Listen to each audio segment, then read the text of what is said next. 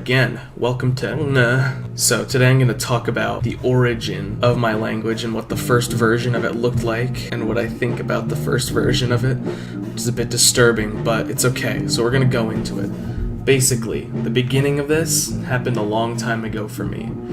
There's a whole fictional universe that my friends and I created since we were like 7 years old, called ojunkatauu, which is basically this fictional country, and we had a yard model of it in my yard from 2007 to 2014, and we created like thousands of years of history through it. And I'm going to go into that in more detail at some other point, but also not too much detail because I don't want to spoil Dungeons and Dragons for my friends. Basically, though, it's a country where their whole lives are based around like terraforming and things, and whoever's the main terraformer is the king, and they're called the Bezuv. And so I decided to base the language around that. But of course, first I didn't know how to do that because when I was in 6th grade I didn't know linguistics. So I created this, the Kasanotian written language, an alphabet and a number system and all that. So it's basically just like, you know, the Latin alphabet coded off into different symbols with a few additions that had to do with a lot of common English words pairings like NG, NS, ND, and stuff, and then some additional ones like FW and NK to fit into Fwonk. So you have here like Fwanal, Kasanotian alphabet, and then it says Korivli Fwansi, which doesn't actually mean anything in ojunkatauu now, but it was supposed to, but who cares. So, you know, this created it in 6th grade, and my friends and I learned it, and we would kind of write notes to each other and stuff with it, and this is what I would use as like the official thing when I make like clay tablets and stuff in ceramics classes that I would do for summer school.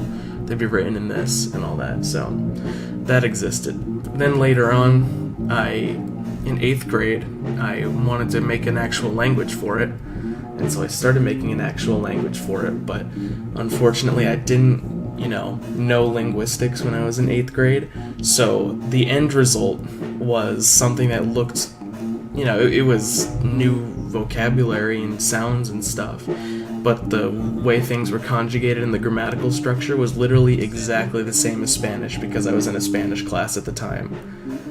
And I mean, yeah, I like Spanish, but I didn't want my language to be exactly the same as Spanish, and I knew that even in 8th grade when I didn't know anything about linguistics, so I was like, hey, this is dumb, so I'm going to get rid of it. But I remembered some of like the root words or whatever, and I incorporated those into the main language later on, so that ended up being a cool little nod to the past.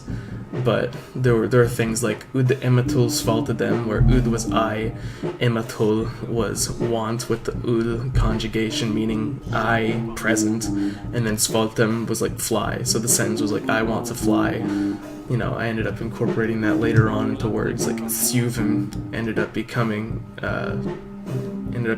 fly in the later ojunkatauu.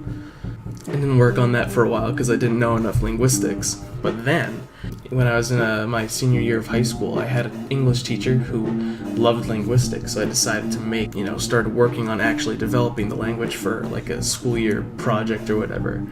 And so the result, it was decent because, a couple people most people were surprised by it. They're like, hey, how you do that, man? Are you doing magic? Like, what? How you make a language? It's not possible. And I was like, hey, it is. It's called conlang.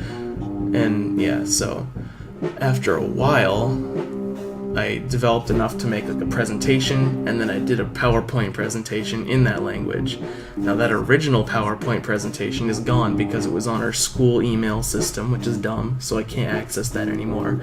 But then in college, the beginning of my sophomore year, I decided to do another presentation and slightly develop more the language and create like a catalog for it, which I called the ojunkatauu Guide version 3, because I considered version 1 the 8th grade version, version 2 junior year of high school version, and version 3 to be this one. I ended up doing this presentation here, where I did another presentation which had like a translation of it in both languages. So you had like, what is ojunkatauu like? Which translated to Era en ojunkatauu tao nyochai. This language follows a VOS structure, ojunkatauu, atitmatau, VOS, tau. Then it contains tense phrases that follow the subject. Benim nahawa tau, banya hawyadum, glatau tawa nyanyoshla. Now, Yanyoshla roughly translates to presently does happen and can usually be implied for basic indicative sentences like in the first sentence.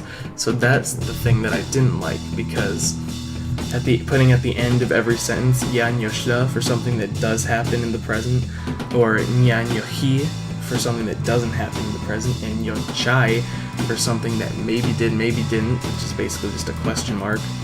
So I didn't like that. I wanted to do something that involved conjugations, because there were no conjugations in the original version. And I wanted it to be as different from other languages as possible, but not only did that not end up being the case, it's pretty basic, but it also, lacked the complexity that I desired for it to actually be good.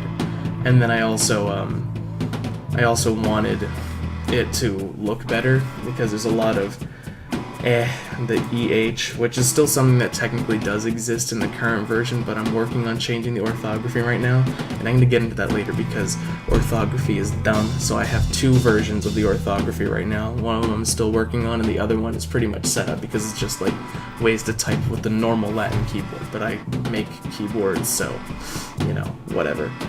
So basically, this version of the language has all these consonants, which is pretty much the same as what it is now. Pretty much. I use this symbol for the DM but that's really not what that sounds like. It's just a labiodental M. But, who cares? We'll get into more of that later. Random stuff. There's the vowels, which have also gone through some shifting over time, because that's a really weird vowel cluster. Then we have various elements of the grammar that goes on, which a lot of it is still the same, a lot of it is different now. Adverbs precede verbs, that's not true anymore. Adjectives precede nouns, that's not true anymore. Prepositions precede noun phrases, that's kind of true, but they're really just like a suffix to the verb that comes before it, if it's accusative. Complementizers precede verb phrases.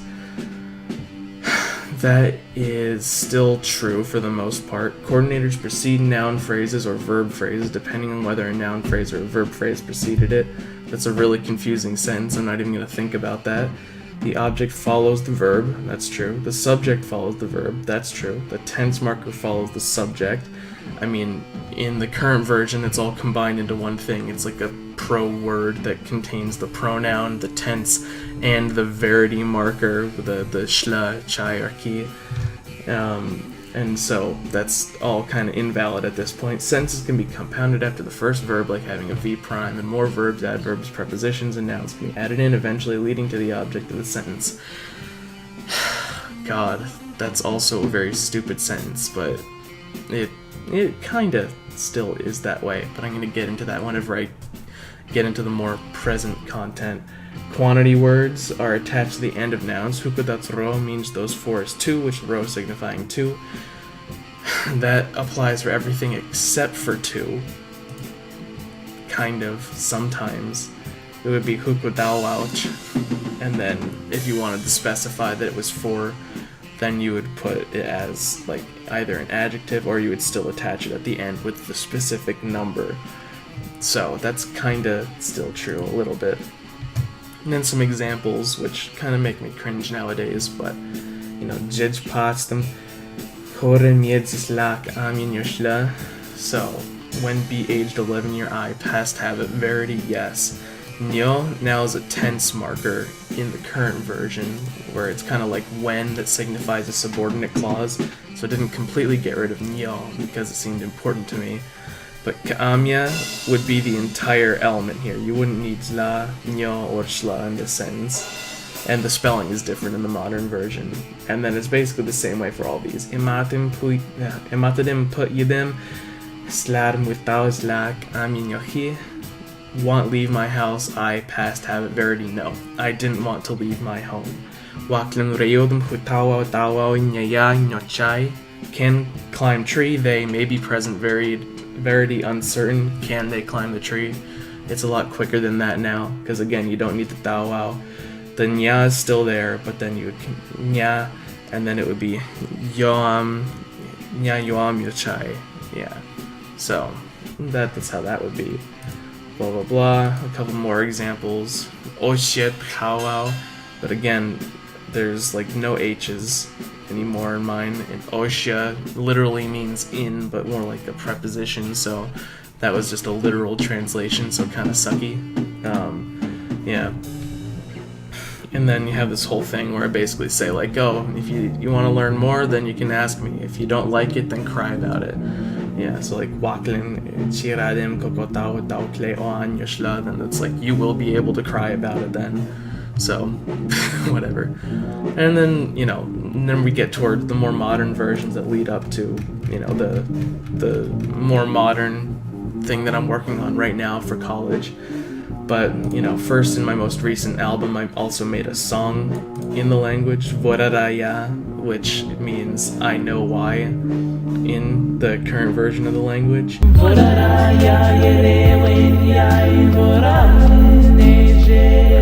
Yeah, so that's a basic origin story for this language. Here I am today. I'm going to get more into the lore later. Again, not enough to spoil Dungeons and Dragons for my friends, but the general concept of the lore.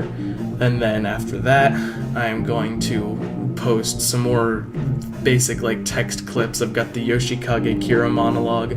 I'll do the Avatar one again, but with, a better ojunkatauu accent. And then there's the lyrics to Voraraya, which I can also do in a better accent at some point.